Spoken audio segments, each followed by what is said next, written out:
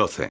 Escúchame, dijo Eric cuando las ruedas del taxi tocaron el suelo. Se deslizó unos momentos antes de detenerse junto a la acera y vio, allí delante, una ominosa estructura con guardias armados a la entrada.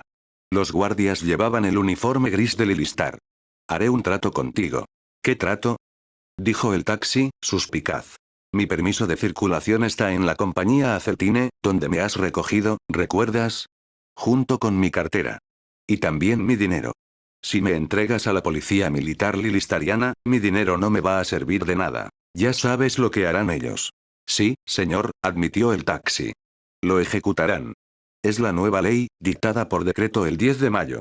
Viaje no autorizado por parte. Así que, ¿por qué no darte a ti ese dinero? Como propina. Tú me llevas de vuelta a la Aceltine. Recojo mi cartera, y te muestro mi permiso de circulación para que no tengas que volver a traerme aquí. Y tú puedes quedarte con el dinero. Puedes ver que los dos vamos a salir beneficiados del trato.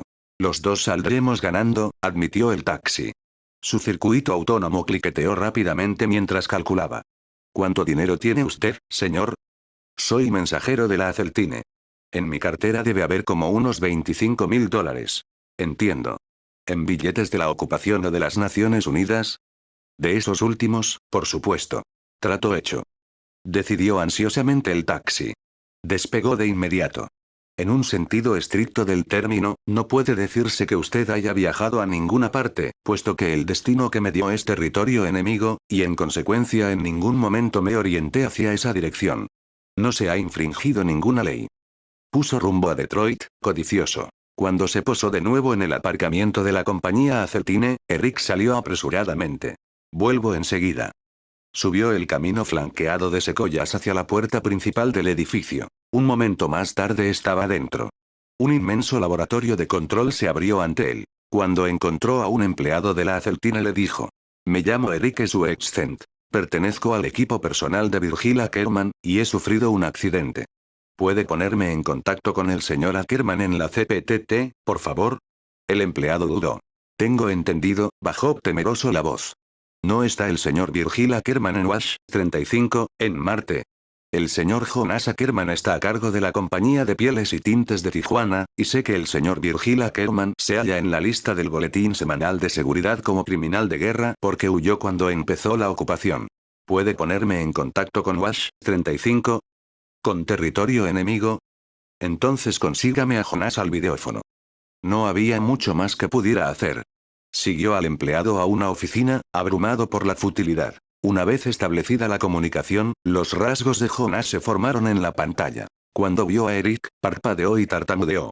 Pero, ¿también le han cogido a usted? ¿Por qué abandonó Wash, 35? Dios mío, estaba seguro allí con Virgil.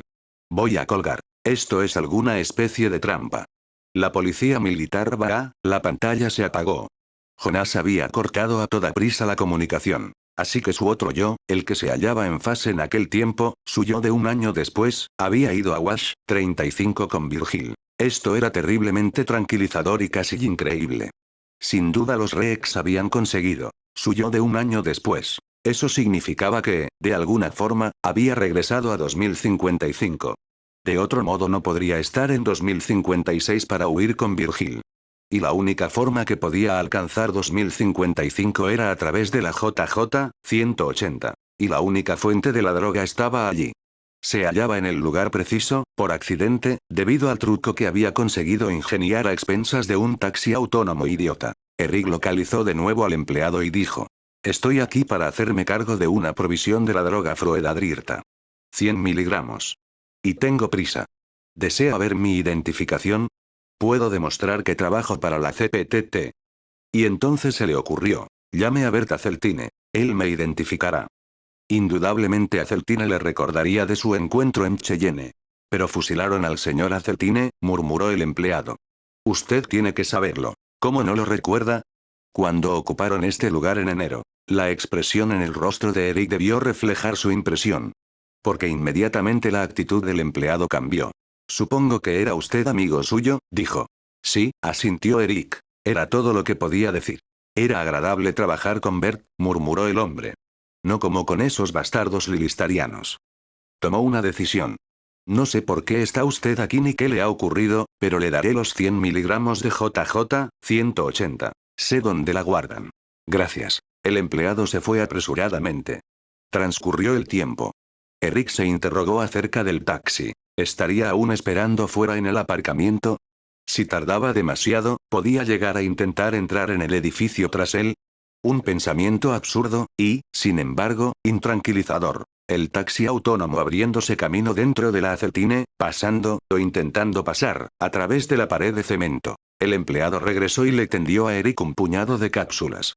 Eric tomó un vaso de un distribuidor de agua cercano, lo llenó, se metió una cápsula en la boca y alzó el vaso de papel. Se trata de la fórmula de la JJ, 180 recientemente alterada, dijo el empleado, observándole atentamente.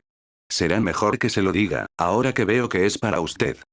De pronto se había puesto pálido. Eric escupió la cápsula, bajó el vaso de agua y dijo. ¿Alterada cómo?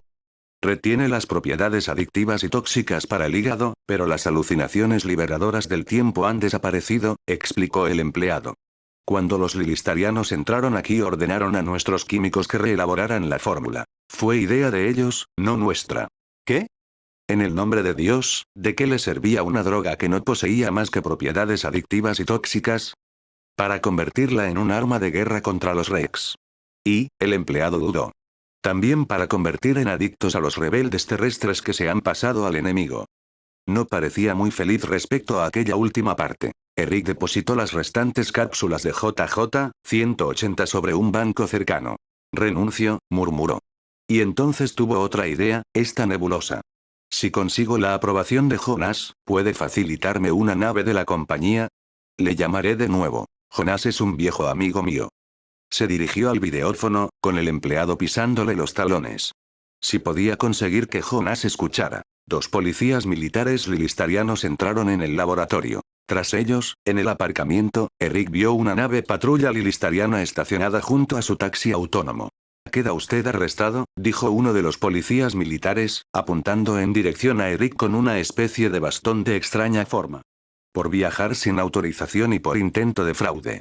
Su taxi se cansó de esperar y presentó una denuncia. «¿Qué fraude?», dijo Eric. El empleado había desaparecido discretamente. «Soy un miembro del personal de la compañía de pieles y tintes de Tijuana. Estoy aquí por asuntos de negocios». El bastón de extraña forma brilló, y Eric sintió como si algo tocara su cerebro. Avanzó sin vacilar hacia la puerta del laboratorio, frotándose la frente con la mano derecha, en un gesto inútil. De acuerdo, pensó. Ya vengo. Había perdido cualquier idea de resistirse a los policías militares lilistarianos, incluso de discutir con ellos. Sentía deseos de subir a su nave patrulla. Un momento más tarde habían despegado. La nave se deslizó sobre los techos de Detroit, en dirección al ominoso edificio a 3 kilómetros de distancia. «Matémoslo ahora», dijo uno de los 2 policías militares a su compañero. «Y tiremos abajo su cuerpo». «¿Para qué llevarlo al puesto?». «Demonios, simplemente podemos empujarle fuera», dijo el otro policía militar. «La caída lo matará». Pulsó un botón en el panel de control de la nave, y la escotilla vertical se deslizó y se abrió. Eric vio los edificios a sus pies, las calles y las casas de la ciudad. «Que tengas felices pensamientos», dijo el policía militar a Eric, «en tu viaje hacia abajo». Sujetó a Eric por el brazo, con una llave que lo inmovilizó, y lo arrastró hacia la escotilla. Era un experto, enteramente profesional. Eric trastabilló en la escotilla, y el policía militar lo soltó para evitar caer él también. Detrás de la nave patrulla apareció de pronto, desde abajo, una segunda nave, más grande, abollada y llena de cicatrices, una nave militar interplanetaria erizada de cañones como espinas, flotando como una criatura rapaz acuática. Disparó con precisión un microrayo contra la abierta escotilla, alcanzando al policía militar que estaba junto a Eric, y luego uno de sus cañones más grandes abrió fuego, y la parte frontal de la nave patrulla estalló y voló hacia arriba, derribando a Eric y al policía militar que quedaba por entre restos medio fundidos. La nave patrulla cayó como una piedra hacia la ciudad allá abajo. El policía militar superviviente despertó de su impresionada sorpresa y corrió hacia la pared de la nave para accionar el sistema de guía de emergencia operado manualmente. La nave dejó de caer. Se deslizó, como empujada por el viento, en espiral, hasta que finalmente alcanzó el suelo con un golpe sordo y un rebote y se deslizó unos metros a lo largo de una calle, evitando a duras penas taxis y ruedas, giró hacia un bordillo, alzó la cola en el aire y se detuvo. El policía militar dio unos pasos tambaleantes, aferró su pistola. Y de alguna forma llegó hasta la escotilla. Se agachó de lado y empezó a disparar. Tras el tercer disparo retrocedió bruscamente. Su pistola cayó de sus manos y golpeó el suelo de la nave, y se retorció en una bola que rodó impotente, como un animal que se ha agotado corriendo, hasta golpear finalmente contra el casco. Allí se detuvo, desenroscándose gradualmente hasta adquirir de nuevo la forma de un hombre. La desvencijada nave militar se había posado cerca de ellos en la calle, y ahora su escotilla lateral delantera se estaba abriendo, y un hombre bajó de un salto. Cuando Eric salió de la nave patrulla, el hombre corrió hacia él. ¡Ey!, jadeó. Soy yo. ¿Quién es usted?, dijo Eric. El hombre que había derribado con la suya la nave de la policía militar le parecía ciertamente familiar. Eric confrontó su rostro con el que había visto muchas veces antes, y, sin embargo, ahora parecía distorsionado, como si lo estuviera viendo desde un ángulo extraño, como vuelto del revés. Su pelo estaba peinado de una forma equivocada, de tal modo que su cabeza parecía como la de Hada, con todos sus rasgos deformados. Lo que más le sorprendió fue su poco atractiva apariencia. Era demasiado grueso y un poco demasiado viejo. Desagradablemente canoso. Fue un auténtico shock verse a sí mismo así, sin ninguna preparación. ¿Es este realmente mi aspecto?, se preguntó ociosamente. ¿Qué se ha hecho del agradable joven cuya mirada seguía viendo en su espejo cada vez que se afeitaba por las mañanas? ¿Quién la había sustituido por este hombre bordeando la madurez? Bien, he engordado. ¿Y qué?, dijo su yo de 2056. Cristo, te salvé la vida. Iban a arrojarte fuera. Lo sé, dijo irritado Eric.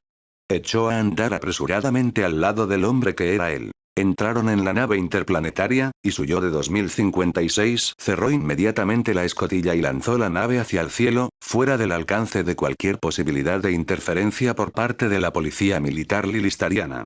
Se trataba evidentemente de una nave de avanzado diseño. Su aspecto exterior era engañoso.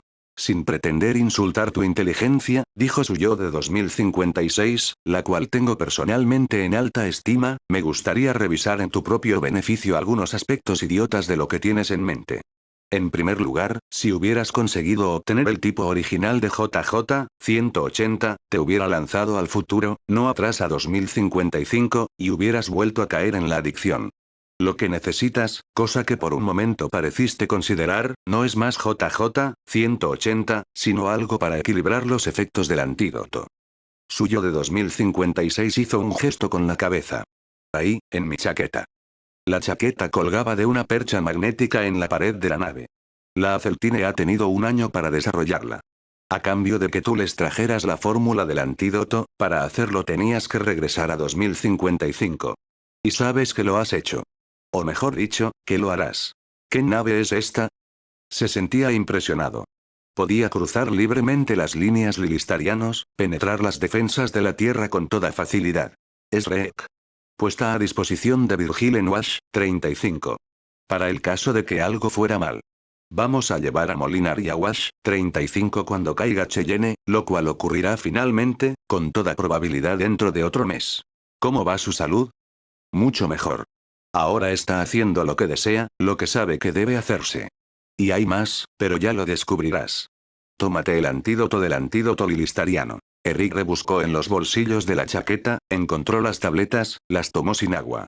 Escucha, dijo, ¿qué pasa con Katy? Tenemos que hablar. Era bueno tener a alguien con quien poder hablar de aquel enorme y obsesivo problema, aunque solo fuera él mismo. Al menos se conseguía la ilusión de una colaboración. Bien, la libraste, la librarás, de la JJ-180. Pero no antes de que sufriera importantes daños físicos. Nunca volverá a ser hermosa, ni siquiera con cirugía reconstructora, cosa que intentará varias veces antes de resignarse. Hay más, pero será mejor que no te lo diga. Solo hará que tus dificultades sean peores. Solo te diré esto. ¿Has oído hablar del síndrome de Korsakoff?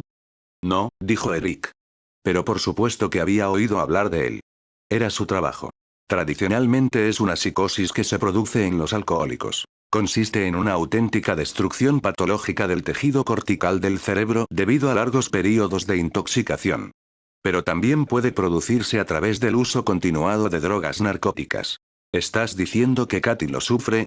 ¿Recuerdas esos períodos en los que no quería comer nada durante 3 días seguidos?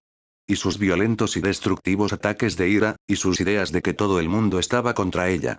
Es el síndrome de Korsakoff. Y no a causa de la JJ-180, sino de todas las drogas que tomó antes de esa. Los médicos de Cheyenne, mientras la preparaban para devolverla a San Diego, la sometieron a un electroencefalograma y lo descubrieron. Te lo dirán muy pronto después de tu regreso a 2055. Así que prepárate. Dudó unos momentos, luego añadió. Es irreversible. No hace falta que te lo diga. El eliminar los agentes tóxicos no es suficiente. Ambos guardaron silencio. Es duro, dijo finalmente su yo de 2056, estar casado con una mujer con rasgos psicópatas. Que muestra al mismo tiempo señales de deterioro físico. Pero sigue siendo mi mujer. Nuestra mujer. De todos modos, con sedación de fenotiazina, permanece tranquila. ¿Sabes? Resulta curioso que nosotros, no nos diéramos cuenta de ello, fuéramos incapaces de diagnosticar un caso con el que estábamos viviendo día tras día. Una prueba más de los aspectos cegadores de la subjetividad y el exceso de familiaridad. El proceso se fue desarrollando lentamente, por supuesto. Eso tendía a ocultar su identidad.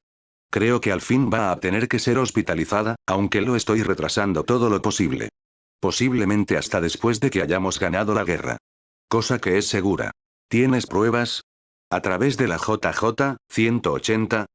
Nadie utiliza ya la JJ-180 excepto los lilistarianos, y ya sabes que ellos lo hacen solo por sus propiedades tóxicas y adictivas. Se han abierto tantos futuros alternos que la tarea de relacionarlos a nuestro mundo ha tenido que ser dejada de lado hasta después de la guerra. Se necesitan literalmente años para probar a fondo una nueva droga. Ambos lo sabemos. Pero por supuesto ganaremos la guerra. Los Rex han invadido la mitad del imperio de Lilistar. Ahora escúchame. Tengo instrucciones para ti, y debes cumplirlas al pie de la letra. De otro modo se extinguirá otro futuro alterno, y eso puede cancelar el salvamento por mi parte de tu persona de manos de la policía militar lilistariana. Comprendo, dijo Eric. En Arizona, en el campo de prisioneros número 29, hay un mayor Rex del servicio de inteligencia regiano. Su nombre de código es Degdalil. Puedes contactarlo a través de ese nombre, porque es el código de la Tierra, no el suyo. Las autoridades del campo lo han puesto a estudiar las reclamaciones de las compañías de seguros contra el gobierno a fin de detectar fraudes, por increíble que te parezca. Así que no deja de enviar datos a sus superiores, incluso a través de nuestro propio campo de prisioneros. Es él quien pondrá en contacto a Molinari con los Rex. ¿Qué debo hacer con él? ¿Llevarlo a Cheyenne? A Tijuana. A las oficinas centrales de la CPTT. Lo comprarás a las autoridades del campo, como un trabajador esclavo. Supongo que no sabes que las grandes compañías industriales pueden comprar mano de obra gratuita en los campos de concentración. Bien, cuando te presentes en el campo 29 y les digas que perteneces a la CPTT y que quieres un Rex listo, ellos entenderán. Cada día de la semana se aprende algo nuevo, dijo Eric. Pero tu principal problema es Molinari. Te corresponde a ti persuadirle de que visite Tijuana para conferenciar con Degdalil y establecer así el primer eslabón de la cadena de circunstancias que permitirán a la Tierra librarse de Lilistar y acudir a los Rex sin resultar destruida en el proceso. Te diré por qué va a ser difícil. Molinari tiene un plan. Está implicado en una lucha personal, hombre contra hombre, con Frenexy. Es su virilidad lo que cree que está en juego. Para él no es algo abstracto, es algo inmediato y físico. Y tú mismo viste al viril Molinari exhibiéndose en la videocinta. Esa es su arma secreta, su V2. Está empezando a traer duplicados sanos de sí mismo de los mundos paralelos, y sabe que tiene mucho donde elegir. Toda su psicología, su punto de orientación, es enfrentarse a la muerte y de alguna forma superarlo. Ahora es el momento para él de demostrar que tiene razón. En su confrontación con el ministro Frenexy, al que teme, puede morir 1.000.000 de veces y volver a la lucha. El proceso de deterioro, la invasión de su proceso mórbido psicosomático, cesará tan pronto como introduzca al primer Molinari sano. Y cuando regreses a Cheyenne llegarás justo a tiempo para ser testigo de ello. Las videocintas estarán en todas las redes de televisión esa noche. En hora punta. Así que en estos momentos está tan enfermo como siempre, dijo Eric pensativamente. Y eso significa enormemente enfermo, doctor. Sí, doctor. Eric miró a su yo de 2056. Estamos de acuerdo con su diagnóstico. A última hora de esta noche, según tu tiempo, no el mío, el ministro Frenexi exigirá, y obtendrá, otra conferencia cara a cara con Molinari. Y el sustituto sano, viril, será el que se encuentre en aquella habitación, mientras el enfermo, el nuestro, se recupera en sus habitaciones privadas de arriba, custodiado por su servicio secreto, contemplando las videocintas en la televisión y gozando para sí mismo con el pensamiento de lo fácilmente que ha hallado una forma de eludir al ministro Frenexi y sus crecientes y excesivas demandas. Supongo que el Molinari viril de la otra tierra se habrá prestado voluntariamente al juego. Encantado. Todos ellos lo están. Todos ellos consideran el mayor logro de sus vidas ganarle a Frenexi en todas las batallas. Molinari es un político y vive como tal, vive para la política, al mismo tiempo que la política le mata. El sano, tras su conferencia con Frenexi, sufrirá su primer ataque de espasmos en el píloro. Las dolencias empezarán a devorarle también a él. Y así a lo largo de toda la hilera, hasta que finalmente Frenexi muera, como tiene que ocurrir algún día, y esperemos que antes de Molinari. Vencer a Molinari de esta forma va a resultar un tanto difícil, dijo Eric. Pero esto no es mórbido. Es algo salido directamente de la Edad Media, el resonar de armados caballeros. Molinari es Arturo con la espada enfundada a su lado. Supongo que Frenexi también. Y lo más interesante, para mí, es que puesto que Lilistar no ha conocido un período de caballerías, Frenexi no acaba de comprender el asunto.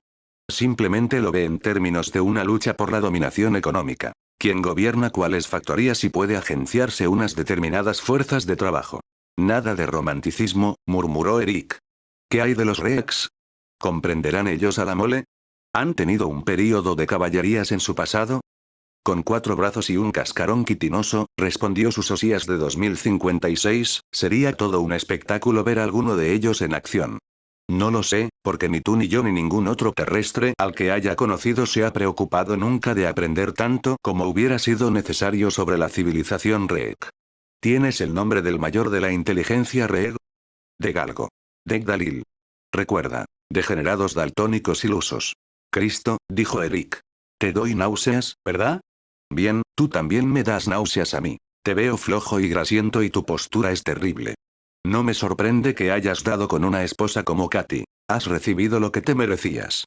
Durante el próximo año, ¿por qué no reúnes un poco de valor y te buscas alguna otra mujer, de modo que cuando las cosas lleguen a mí, en 2056, no sean tan terriblemente asquerosas? Me lo debes. Te he salvado la vida, te he arrancado de las manos de la policía lilistariana. Suyo de 2056 le miró fijamente. ¿Qué mujer sugieres? Preguntó Eric, poniéndose en guardia. Mary Reineke. Estás loco. Escucha. Mary y Molinari tuvieron una pelea hace aproximadamente un mes, tiempo tuyo. Puedes explotarla. Yo no lo hice, pero eso puede cambiarse. Puedes establecer un futuro ligeramente distinto, todo igual excepto tu situación marital. Divórciate de Katy y cásate con Mary Reineke o con alguien, cualquiera. De pronto había desesperación en la voz de sus Osías. Dios mío, veo el futuro que se abre ante mí, el tener que internarla, y para el resto de su vida no deseo hacerlo, no quiero enfrentarme a ello. Con o sin nosotros.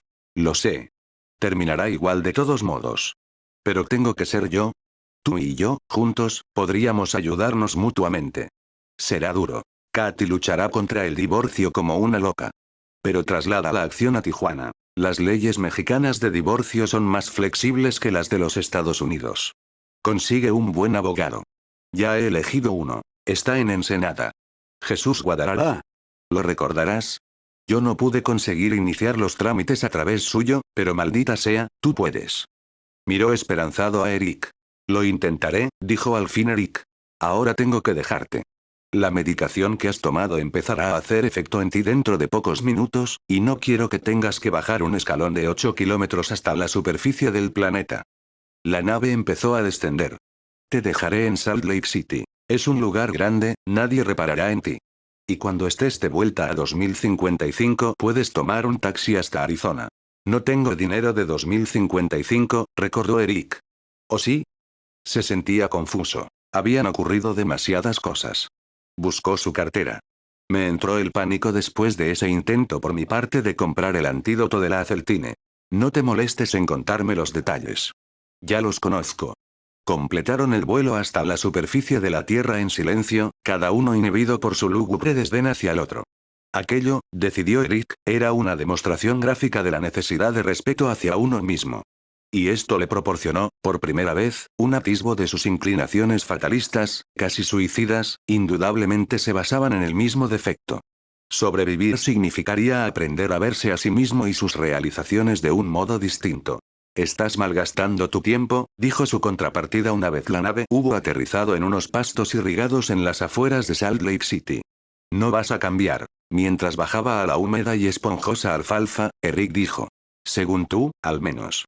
Pero veremos. Sin más palabra, su yo de 2056 cerró la compuerta y despegó. La nave se elevó como una bala hacia el cielo y desapareció. Eric echó a andar torpemente hacia la cercana carretera asfaltada. En Salt Lake City cogió un taxi. El taxi no le pidió su permiso de circulación, y se dio cuenta de que, sin darse cuenta, probablemente mientras se dirigía a la ciudad por la carretera asfaltada, había retrocedido un año y se hallaba ahora en su propio tiempo. Sin embargo, decidió asegurarse. Dame la fecha de hoy, pidió al taxi. -15 de junio, señor, dijo el taxi mientras zumbaba hacia el sur, por encima de verdes valles y montañas. ¿De qué año? ¿Es usted el señor Rip Van Winkle o algo así, señor? De 2055, por supuesto. Y espero que la respuesta le satisfaga. El taxi era viejo y algo destartalado, necesitaba reparaciones. Su irritabilidad era patente en la actividad de sus circuitos automáticos. Me satisface, dijo Eric. Utilizando el videófono del taxi, averiguó a través del centro de información de Phoenix la localización del campo de prisioneros de guerra. No era una información clasificada. Poco después el taxi sobrevolaba una sucesión de llanuras desérticas y monótonas colinas de roca y cuencas vacías que en otros tiempos habían sido lagos. Y luego, en medio de aquella no explotada desolación, el coche descendió. Habían llegado al campo 29 de prisioneros de guerra, y estaba exactamente allá donde había esperado que estuviera. En el lugar más inhabitable que era posible concebir. Para él, las grandes extensiones desérticas de Nevada y Arizona eran como un deprimente planeta alienígena, en absoluto la Tierra. Francamente, prefería las partes de Marte que había visto cerca de Wash, 35. Mucha suerte, señor, dijo el taxi. Pagó y lo contempló alejarse ruidosamente, toda su estructura vibrando. Gracias, dijo Eric. Se dirigió hacia el puesto de guardia a la entrada del campo. Le explicó al soldado que había dentro que había sido enviado por la compañía de pieles y tintes de Tijuana para comprar un prisionero de guerra para un trabajo administrativo que debía ser efectuado con absoluta precisión. ¿Solo uno? Preguntó el soldado mientras le conducía a la oficina de su superior. Podemos proporcionarle 50 rex. 200. En este momento nos sobran por todas partes. En la última batalla apresamos 6 de sus transportes. En la oficina del coronel llenó los correspondientes formularios, firmó por orden de la CPTT. El pago, explicó, sería efectuado por los canales normales a finales de mes, una vez recibida la factura correspondiente. Elija usted mismo, le dijo el coronel, mortalmente aburrido. Mire a su alrededor. Puede llevarse el que quiera, todos son iguales. Veo a un rey rellenando formularios ahí en la habitación de al lado, dijo Eric. Parece eficiente. Es el viejo Deg, dijo el coronel. Deg es una institución aquí. Fue capturado la primera semana de la guerra. Incluso, se ha construido una de esas cajas traductoras para poder ayudarnos mejor. Me gustaría que todo el mundo fuera tan cooperativo como Deg. Me lo llevaré, dijo Eric. Tendremos que efectuarle un considerable cargo adicional, dijo taimadamente el coronel. Debido a la cantidad de entrenamiento que ha recibido de nosotros aquí. Tomó nota de ello. Y otro cargo por la caja traductora. Ha dicho usted que él la construyó. Nosotros le proporcionamos los materiales. Finalmente llegaron a un acuerdo en el precio, y Eric se dirigió a la habitación contigua y se acercó al rey, que agitaba atareado sus 4 brazos sobre las demandas de las compañías aseguradoras. Ahora pertenece usted a la CPTT, le informó Eric. Así que venga conmigo. Y dirigiéndose al coronel, ¿intentará escapar o atacarme? Nunca lo hacen, dijo el coronel, encendiendo un puro y apoyándose contra la pared de su oficina con cansado aburrimiento. No tienen mentalidad para ello. Solo son bichos. Enormes y brillantes bichos. Poco después estaba de vuelta bajo el ardiente sol, aguardando un taxi llamado de la cercana Phoenix.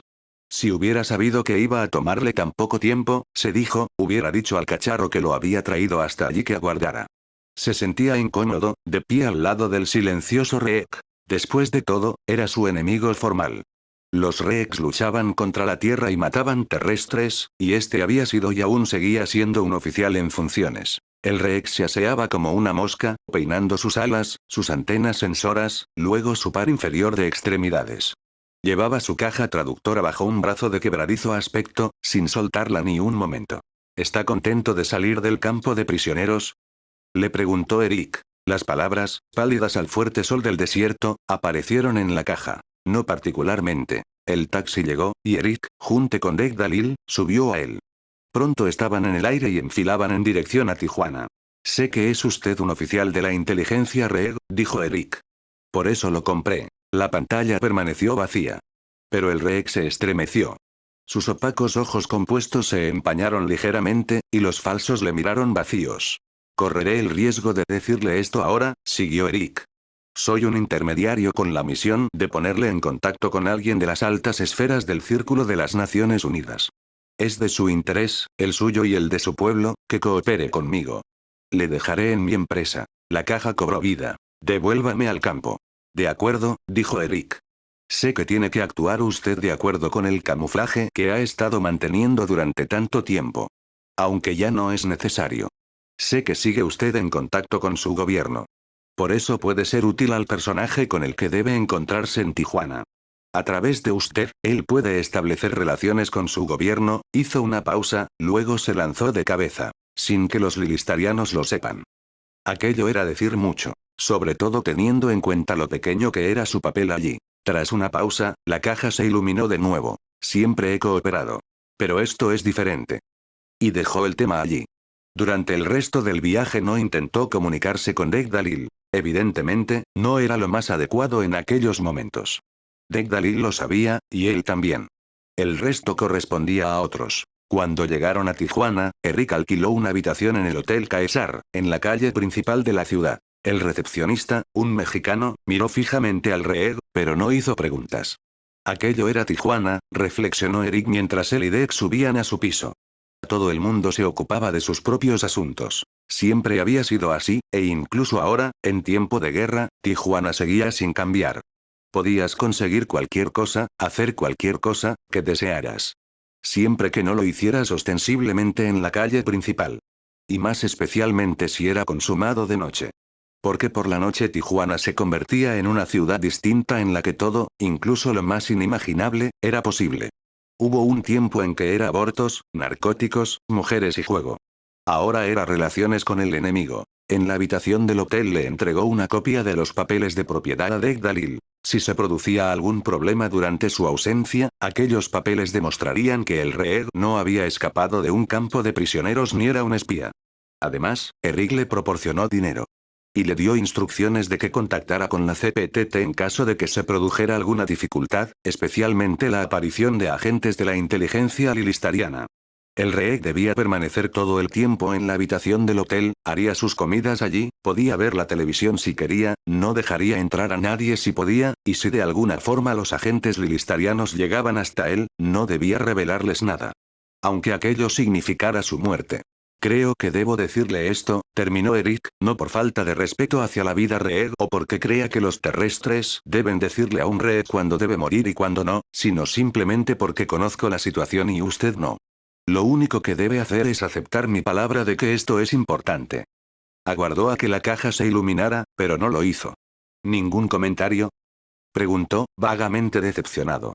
Había habido tan poco contacto real entre él y el Reeg. De algún modo parecía un mal presagio. Finalmente, reluctante, la caja se iluminó. Adiós. ¿No tiene nada más que decir?, preguntó Eric, incrédulo. ¿Cómo se llama usted? Está en los papeles que le he entregado, señaló Eric, y abandonó la habitación del hotel, cerrando ruidosamente la puerta a sus espaldas. Fuera, en la acera, llamó a un destartalado taxi de superficie y dijo a su conductor humano que lo llevara a la CPTT. 15 minutos más tarde entraba una vez más en el atractivo edificio en forma de Acterix iluminado en gris y se dirigía hacia el pasillo familiar que conducía a su propia oficina. O lo que había sido su oficina hasta hacía poco. La señorita Pert, su secretaria, parpadeó asombrada. Oh, doctor Sweetscent, creí que estaba usted en Cheyenne. ¿Está por ahí Jack Blair? Miró hacia los contenedores de partes desechadas, pero no vio a su ayudante de departamento. Bruce Mel, sin embargo, estaba junto a la última hilera, inclinado, con un inventario y una tablilla en una mano. ¿Cómo le fue con el asunto de la Biblioteca Pública de San Diego?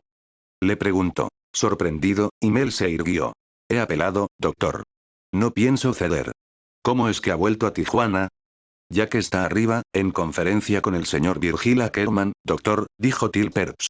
Parece usted cansado. Hay mucho trabajo ahí en Cheyenne, ¿verdad? Y tanta responsabilidad. Sus ojos azules de largas pestañas mostraron simpatía, y sus generosos pechos parecieron hincharse un poco más, de una forma casi maternal.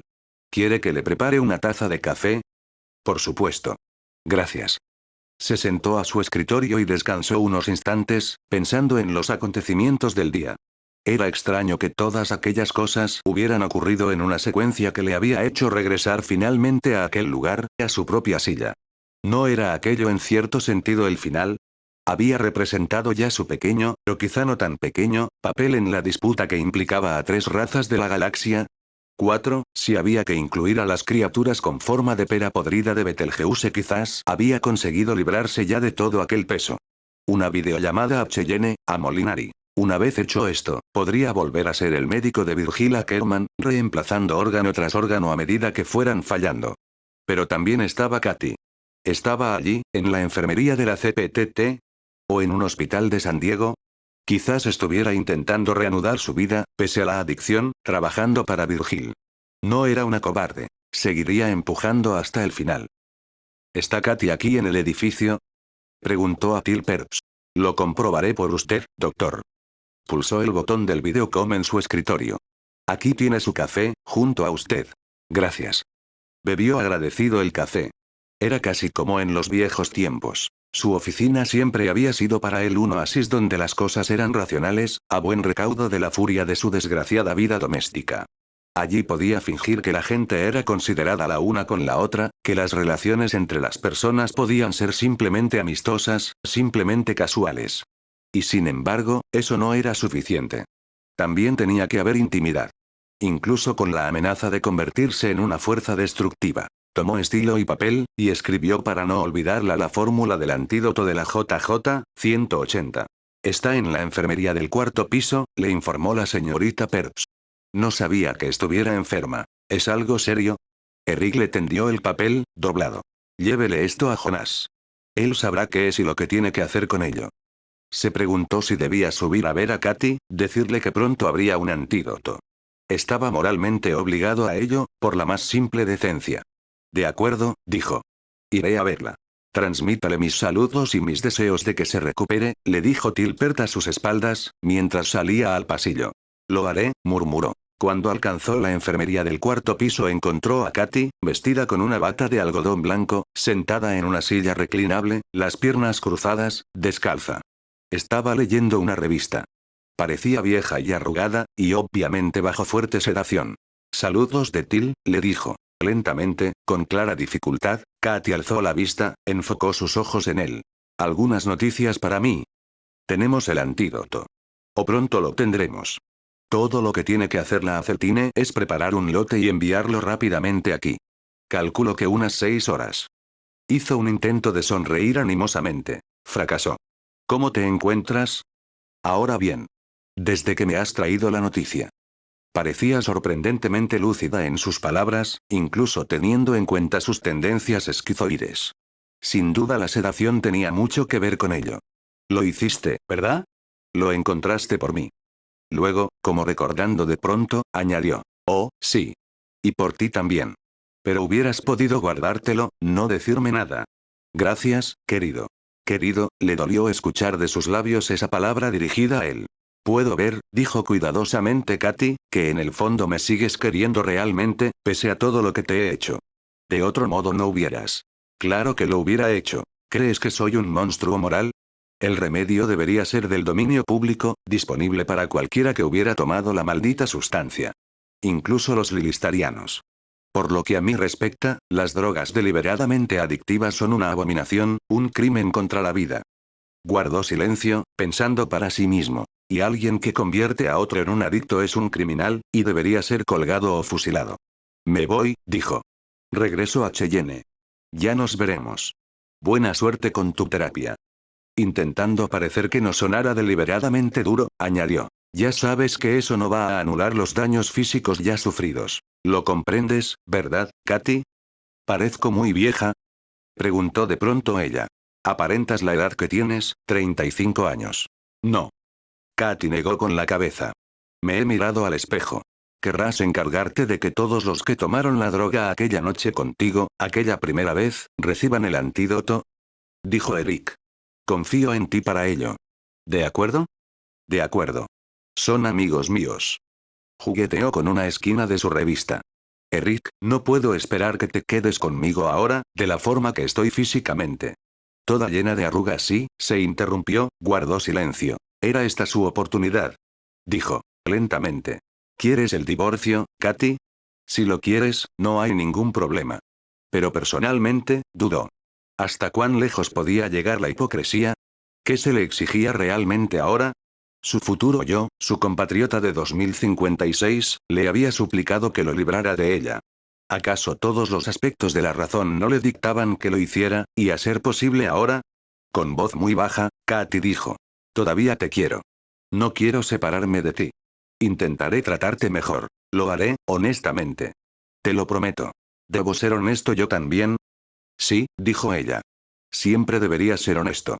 Devuélveme la libertad. Ella alzó lentamente los ojos hacia él. Algo de su antiguo espíritu, el veneno que había marchitado hasta la última fibra de su relación, resplandeció en sus ojos. Pero ahora estaba viciado. Su adicción, más la sedación, la habían debilitado. El poder que antes había ejercido sobre él, atrapándole y reteniéndole junto a ella, había desaparecido. Se encogió de hombros y murmuró. Bien, te pedí que fueras honesto, y eso es lo que has sido. Supongo que debería alegrarme. ¿Estás de acuerdo entonces? ¿Podemos iniciar los trámites?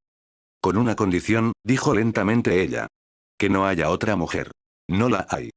Pensó en Phyllis Ackerman. Eso seguramente no contaba. Ni siquiera en el mundo de Katy, atormentado por las sospechas. Si descubro que la hay, afirmó ella, lucharé contra el divorcio. No cooperaré. Nunca te librarás de mí. Eso es una promesa también. Entonces de acuerdo. Sintió que un gran peso se deslizaba al abismo del infinito, dejándole con solo un mero peso terrestre, uno que cualquier ser humano normal podía soportar. Gracias, dijo. Gracias a ti, Eric, por el antídoto, murmuró ella. Mira lo que mi adicción a las drogas, mis años de usarlas, ha significado al fin. Ha hecho posible que tú escaparas. Hizo algo bueno, después de todo. Fue incapaz de descubrir si había algo sardónico en sus palabras. Decidió preguntar sobre otro tema. Cuando te sientas mejor, ¿piensas reanudar tu trabajo aquí en la CPTT? Eric, puede que haya algo distinto para mí. Cuando estaba bajo la influencia de la droga, allá en el pasado, se detuvo, luego prosiguió dolorosamente, hablando ahora con dificultad. Envié por correo un componente electrónico a Virgil. Mediados los años 30. Con una nota diciéndole lo que tenía que hacer con él y también quién era yo. Para que me recordara luego. Ahora, de hecho. Pero, dijo Eric. Se interrumpió. ¿Sí? Consiguió fijar su atención en él, en lo que estaba diciendo. ¿Hice algo equivocado? ¿Alteré el pasado y enredé las cosas? Era casi imposible, descubrió, decírselo. Pero lo descubriría de todos modos, apenas empezara a hacer averiguaciones. Virgil no habría recibido ningún componente, porque tan pronto como ella había abandonado el pasado el componente lo había abandonado también. Virgil niño habría recibido un sobre vacío o ningún sobre en absoluto. Consideró todo aquello como algo terriblemente triste. ¿De qué se trata? Estaba preguntando trabajosamente ella. Puedo decir por tu expresión, te conozco tan bien, que hice algo malo. Solo estoy sorprendido, murmuró Eric. Por tu ingeniosidad. Escucha. Se inclinó a su lado, apoyó una mano en su hombro. No cuentes con que esto signifique una gran diferencia. Tu trabajo aquí con Virgil no puede ser mejorado de ningún modo, y, además, Virgil no es del tipo agradecido. Pero valía la pena intentarlo, ¿no crees? Sí, dijo, volviendo a ponerse en pie. Le alegró dejar las cosas tal cual. Le dijo adiós, le dio una nueva e inútil palmada en el hombro, y se dirigió al ascensor y de él a la oficina de Virgil Ackerman. Virgil alzó la vista al verle entrar, cloqueó. Oí que estaba usted de vuelta, Eric. Siéntese y cuénteme cómo van las cosas. Katy tiene mal aspecto, ¿verdad? Hazeltine no ha podido. Escuche, interrumpió Eric, cerrando la puerta. Estaban los dos solos. Virgil, ¿puede usted hacer venir a Molinari aquí a la CPTT? ¿Por qué?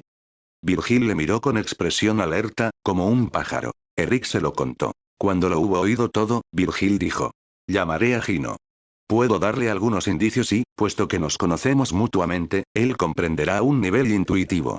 Vendrá. Es probable que inmediatamente. Cuando actúa, lo hace rápido. Entonces me quedaré aquí, decidió Eric.